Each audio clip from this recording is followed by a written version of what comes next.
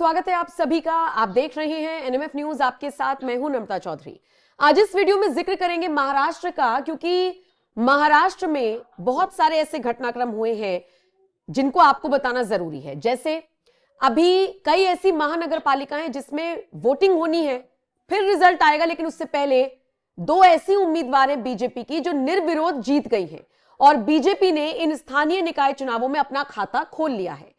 कौन कौन सी ये सीटें हैं, कौन सी वो दो महिला कैंडिडेट हैं और वो कैसे जीत गई हैं चुनाव से पहले, इस पर आज चर्चा करेंगे।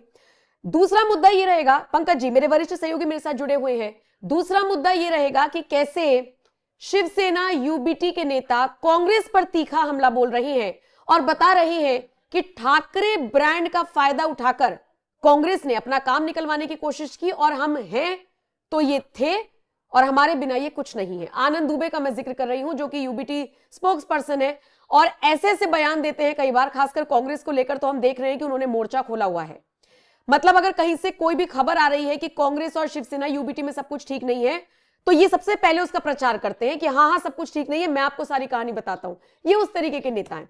पंकज जी एक एक करके बताइए। सबसे पहले मैं उसी खबर से शुरुआत करना चाहूंगी जहां पर दो महिला उम्मीदवार बीजेपी की जीत गई है निर्विरोध, समझाइए कैसे। दो नहीं तीन। दो के बारे में आप बताइए। हाँ इतने तीसरा हो गया है। अच्छा। मैं बताता हूँ।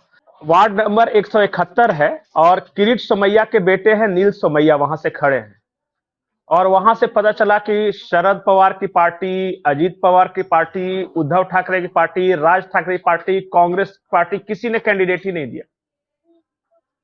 अब कोई लड़ने वाला सामने है ही नहीं।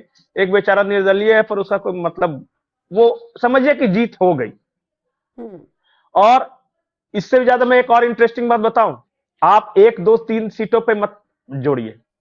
हुआ ये कि कांग्रेस ने वंचित विकास अघाड़ी जो प्रकाश अंबेडकर की पार्टी है उसके साथ गठबंधन किया और इनको दे दी 63 सीटें लड़ने के लिए और 63 सीटें दे दी, लेकिन 16 सीटों पर इनको कैंडिडेट ही नहीं मिला, कोई तैयारी नहीं हुआ इनके सिंबल पर लड़ने के लिए।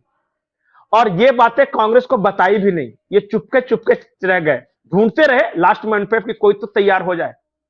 अंत में उन 16 सीटों पे किसी ने नॉमिनेशन ही नहीं किया। तो बहुत सारे लोग मुंबई में हंस रहे हैं कि कांग्रेस का वोट चोरी 16 सीट पे तो पहले ही हो गया। यह स्थिति है विपक्ष की। देखिए मैं जब आपको बताऊंगा ना कि विपक्ष कैसे बीएमसी का इलेक्शन लड़ रहा है तो आप हंसिएगा। अपने ही सहयोगी दलों को यह नहीं बता पा रहे कि मेरे पास कैंडिडेट नहीं है, बस लेके बैठ गए। अपने ही आप बताइए कि कोई कैंडिडेट किरीट सोमैया के बेटे के खिलाफ मिला ही नहीं। बीजेपी के साथ भी दो हुआ है, दो, लेकिन दोनों का केस अलग है। एक जगह बीजेपी ने एक मुस्लिम महिला उम्मीदवार को कैंडिडेट बनाया और वो नॉमिनेशन करने ही नहीं पहुंची। वो मुस्लिम बहुल सीट थी। अच्छा। मुंबई की। एक तरह से धोखा हुआ, पर चलिए उनके बारे में हम समझ सकते हैं कि वो ऐसा कर सकते हैं, तो चलिए। एक और है, एक है मोर, उनका सरनेम है, वो महिला है। बीजेपी ने उन्हें टिकट दिया, उन्होंने खुशी खुशी टिकट लिया भी, लेकिन फिर बीजेपी ने कहा कि तुम विड्रॉ करो। पूछिए क्यों? क्योंकि पहलगाम जो आतंकी हमले के वक्त इन्होंने एक बयान दिया था और बयान दिया था कि इसमें हिंदू मुस्लिम वाला एंगल नहीं है। आप लोग जो बोल रहे हैं ना कि हिंदू हिंदू बोल के मारा है, ऐसा नहीं है। जब पार्टी को पता चला कि इस महिला ने ऐसा बयान दिया था तो कहा कि हम एक सीट लूज करने के लिए तैयार, लेकिन तुमको टिकट नहीं दी। यह नुकसान हुआ है। तो दोनों तरफ की मैं बातें कर रहा हूं। ठीक है। अब आते हैं शिवसेना वाला और राज ठाकरे वाले पे। खूब जोर शोर से तामझाम से ये किया कि मराठी मानूस और ये वो करके सब हो गया।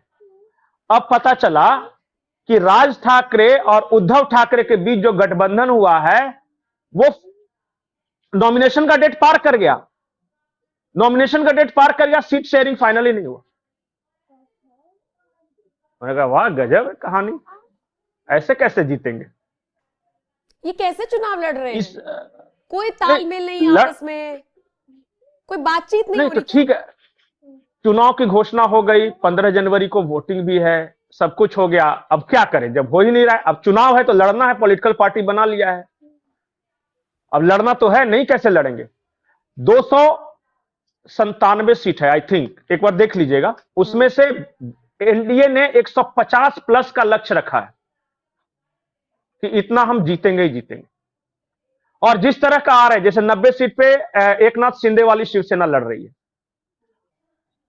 और 137 सीटों पे बीजेपी लड़ रही है।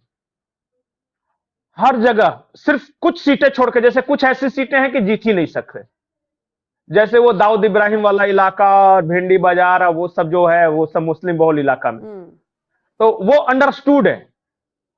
लेकिन बाकी सीटों पे ये स्ट्रांग है। एक जो मराठी मानुस वाला फैक्टर है, कल से आप देखिएगा ना कि लगातार ट्विटर पे ये उद्धव ठाकरे की शिवसेना और राज ठाकरे ये कह रहे हैं कि बीजेपी ने इतने नॉर्थ इंडियंस को टिकट दिया, इतने नॉर्थ इंडियंस को टिकट दिया।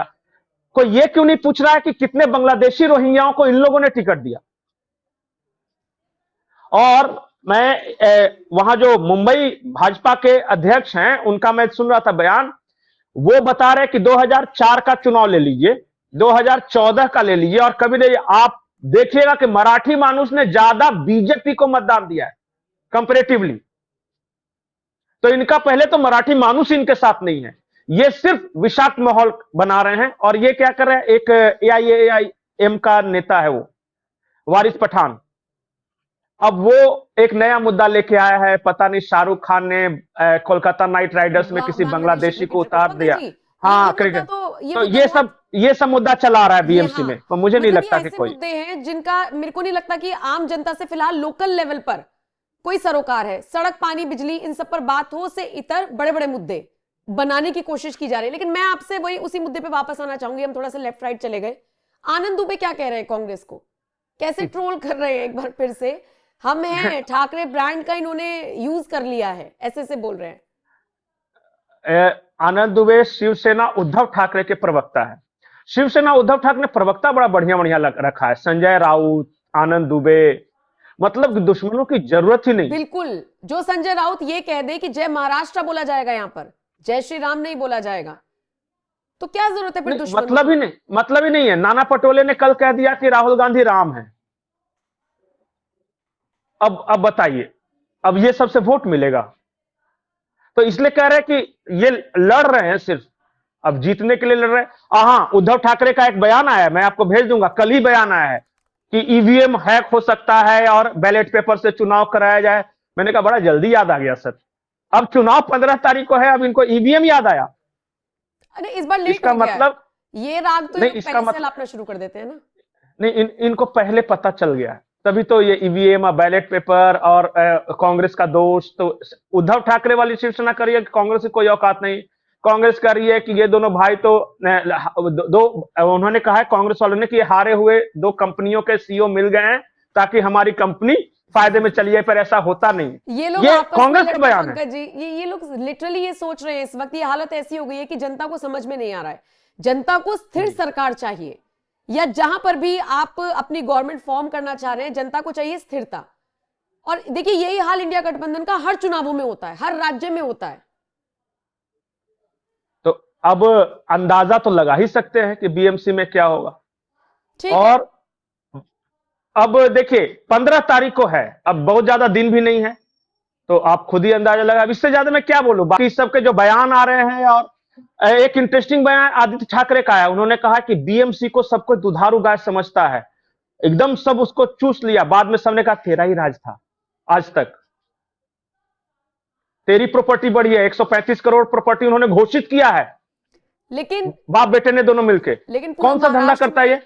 नहीं, ये जो पूरे महाराष्ट्र में तमाम ये जो बयान आ रहे हैं, इनमें सबसे बेस्ट वाला पंकज जी यही था कि भगवान राम से तुलना कर दी राहुल गांधी की। अब कुछ नाना पटोले ने, सबने कहा कि अगर भगवान राम राहुल गांधी हैं तो नाना पटोले जरूर उनका नाना होगा। अब भाई रिश्ता तो कुछ भी जोड़ सकता है, ऐसा कुछ भी बोलते हैं ये सब, क्या बोले। मतलब बड़ी इंटरेस्टिंग नहीं, अब बड़ी हास्यास्पद हो गई है महाराष्ट्र की राजनीति अगर विपक्षी दल के नेता इस तरीके की बयानबाजी कर रहे हैं। खैर, शुक्रिया पंकज जी मेरे साथ जुड़ने के लिए। तमाम मुद्दों पर हमें लगा कि एक साथ एक पूरा वीडियो बनाकर आप तक पहुंचाते हैं ताकि महाराष्ट्र की अपडेट्स आपको मिलती रहे। बताइएगा जरूर इस खबर पर आपका क्या कुछ कहना है और आपको सबसे अच्छा बयान कौन सा लगा, कमेंट सेक्शन में बताइएगा। बाकी अपडेट्स के लिए NMF न्यूज की वेबसाइट पर भी आप विजिट कर सकते हैं। शुक्रिया।